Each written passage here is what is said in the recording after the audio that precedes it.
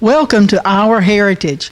It's going to be a bit different show today. We're starting kind of backwards. I'm starting with the announcements and upcoming events. Right now, we're in the middle of our Jukebox Saturday Night, Holiday Beach, all types of entertainment.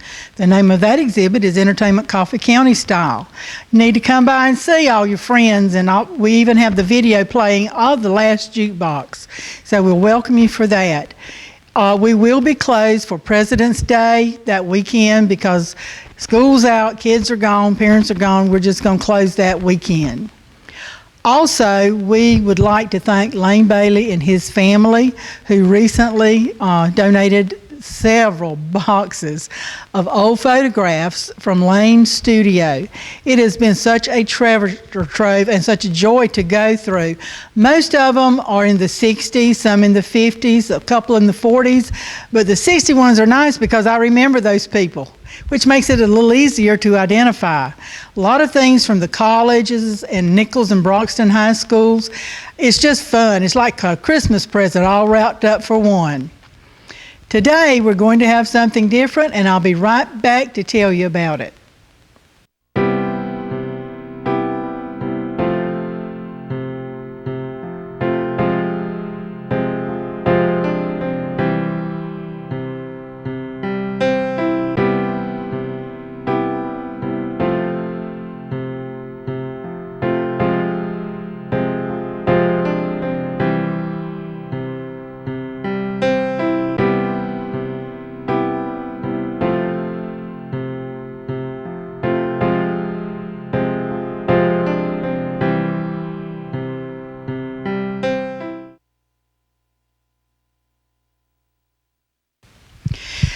Our Heritage has been produced several times over the years.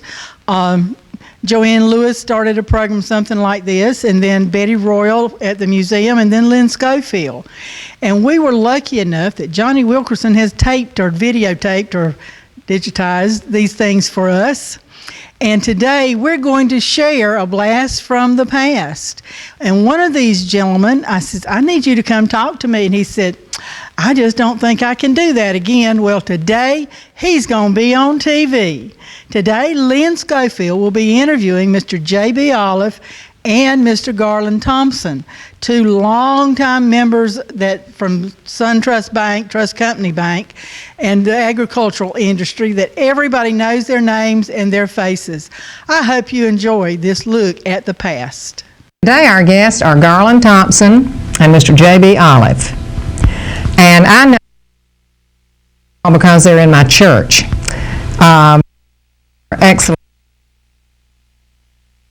Used to be my father-in-law's Sunday school teacher, and Mr. Schofield thought a lot of J.B. Olive. And I thought a lot of Mr. Schofield. Well, he really liked you. He certainly did. And Garland and his family are neighbors of where my mother used to live, out in Touchton Woods. One sweet lady. Yes, she was one sweet lady. I'll guarantee you that. Guys, neither one of y'all were born in Douglas. So where were you born, Garland? Start with you. Soperton? 75 years ago. All right. Thursday. Okay. And then when did you move to Douglas? Moved here in 1970. Going on my 34th year. Good. In Coffee County. Mr. Olive, where were you born? I was born RFD Bristol in Appleton County. Well, it's hard to say just where I was from. I went to school in Wayne County. I lived in Appleton and got my mail from Pierce. Okay. We'll try to figure that one out. That was out in the country. It wasn't close to anywhere. Yeah. So you moved here in what year? I started working here in September of 1962, and I moved here in June of 63. Okay. And I knew your daughters, Betty and Nancy. I think we're about the same age somehow in there. I thought I'd known you a lot longer, but it must have been just a few years after I got into high school. Well, let's talk about how you met your wives. Let's let Garland go first. Okay. Garland, how did you meet your wife? I have a little different story from what she does. Okay. I was at the Georgia State Fair, and with a couple of friends of mine, male friends, and we met these three girls that had gone by the, what is it, candy apples they call them? Some kind of sweet apples. They were munching on those apples, and we wanted some of those apples. So we managed to meet those girls, but they wouldn't, they didn't work with us too well until they made us promise to come to church, and then they'd introduce themselves. Oh, that's nice. That's That one made me way. think a little more of them, so that's Yes. what we did. And so I say we met at the fair, she says we met at the church. Well, that's So good. You've got a choice there. That's right. Well, that's good. Well, Mr. Olive, how did you meet your wife? Well, it was plumb simple. I started teaching school in Surrency, Georgia in 1939, and she came down from South Carolina to teach that same year, and so we met at the schoolhouse. Okay. Well, and the rest is history. Yep, pretty much. He's been in education a long time. Yes, right. And I know you want to know what they did, so you need to ask him about his days as a school teacher. You Well, were a school teacher? Tell me about being a school teacher. I used to be a school teacher for 30 years. I so- taught vocational ag for 5 years, but after I taught for 1 year, Florence and I got married on June the 4th, 1940, and we went to Fernandina Beach for our honeymoon, and I borrowed $25 to get the honeymoon on. I had a little money. We went down to Fernandina and stayed from Tuesday till Saturday, and it cost us $8. Wow. We had a whole cabin right on the beach. Cost $8. Cheap honeymoon. Did y'all eat anything while you were down there? And so we've been married 63 years. Uh-huh. Wow, that's quite Last a week. quite a record. And how many children do you have? We had 2 boys and 2 girls, and we lost a boy in 1989 with a brain tumor. But all of them got grown, and all of them finished college. All of them have master's degrees. Well, that's good. And, so we That's- had a nice family. Quite an accomplishment for you and your wife and the children. Yeah, we told them we'd send them to school as long as they behaved themselves and passed their work. But when they got all the education, they wanted not to look back. We was going to spend what we had left. That's right. We didn't have much left, by the way. Spend their inheritance. Garland, how many children do you have? I also have 4. 3 Okay. boys and a daughter, 5 grandchildren. And I have a wedding anniversary coming up too. In fact, Good. it's the 50th one. Oh, wow. Next week. Wow, that sounds exciting. Milestone itself. Well, I know a couple of your grandchildren. The little boy, what's his name? Trent. Trent, yes. Everybody knows. He is something else. He is a sweet, cute boy, and I knew him when he was a baby because he used to be in the nursery at the church when I was working in there. And he's quite a character. And We had a trip this past weekend that we took them with us, well up to the Biltmore House. oh, great. And I laughed and laughed and laughed. And the way he has of just going up and meeting strangers and introducing himself, and in 5 minutes, he knows everything you can think about those people, as well as telling them all about us, too. Well, he takes after his granddaddy then, doesn't he? Interviews people. I guess so, because his dad told me he was in the barber shop or somewhere this week, and somebody was talking with him and didn't know him, and said Trent walked in. He said, "Oh, that's your boy. Oh, I know who you are then. Trent's dad." So Trent is pretty well known. Yeah. And you wrote a book about your grandchildren. Sort of a diary. I Yeah. call it a diary of what Trent and Katie is came up Yeah, with. Katie, I know her too. Little sayings, and finally put it in a book form Yeah. because they had so many. And I've shared it with a lot of friends. Yes, you shared one with me. Sure did. And I've enjoyed that book. I certainly have.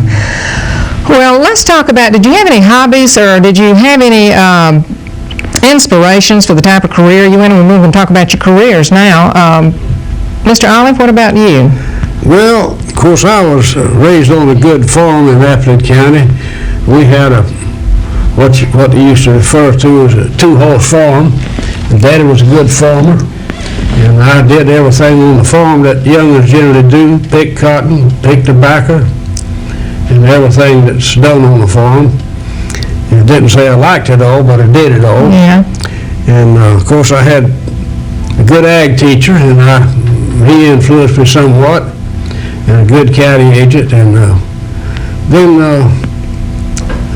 in 1932, I won a trip to Athens in 4-H club work, and the county agent parked right across the street from the varsity in Athens, and he had to go in the administration building, and I sat in the car.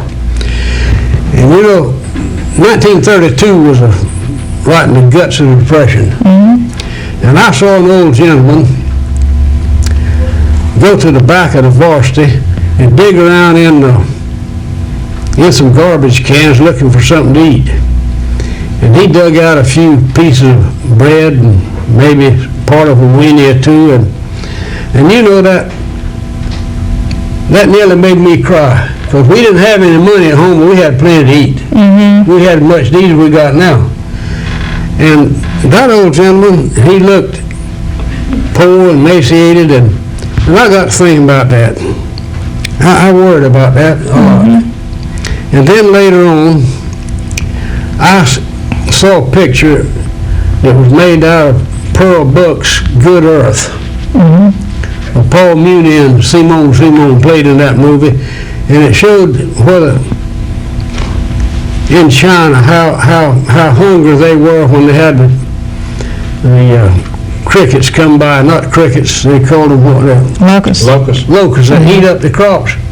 And this family had to boil dirt and drink the soup off of dirt to keep from starving to death, and they almost did, and some did.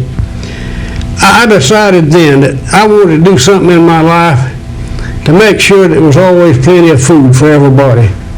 And I think my ag teacher, and seeing that old gentleman digging the trash cans, and that picture about those starving people in China, that impressed me an awful lot in life, that would make sure that there was plenty of food for everybody. And I think those three things had more to do with my career than anything else. And I think perhaps that in some way I accomplished that. I hope I did. Well, from what I've heard, you certainly have. From what I heard, you certainly have. Well, let's talk a little bit about your career, when you got started. Well, I taught WOAG 5 years, and I had rheumatic fever, and I had to change jobs. It wasn't as strenuous as that, because we had a big canning program back there during the war, and it was real hard work in the canning plants, and the doctors wouldn't let me go back to that, and I went with Soil Conservation Service. And I stayed with that for 30 years, and I retired from that, and this gentleman here said he needed some help at the bank. And I was lucky enough to go to work with the Farmers Bank, and that was that put a real topping on my career.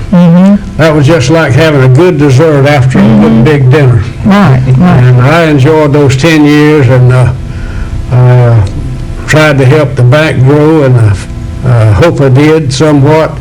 But anyhow, that was 10 years of some of the best years of my life.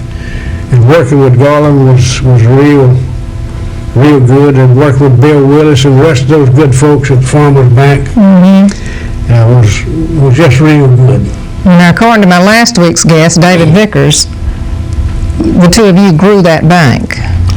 So I hope we that's what he thought. So that's what's going around. Take So. David out, do you? we owe it. But I tell you what, if we did not do our job at the bank, it was our fault, because they gave us everything we needed to do the job. They gave us a new car every 2 years. They gave us a telephone in that car when everybody didn't have a telephone. They gave us expense account that we had all the control over it. They gave us everything we asked for to do the job, and gave us time to do it. And I think they thought we were honest, and we tried to do a good job. Well, I think you did. Well, was the Farmers Bank locally owned then? Entirely. It was? Okay. And then it was bought out by SunTrust, or bought out by Trust Company. Trust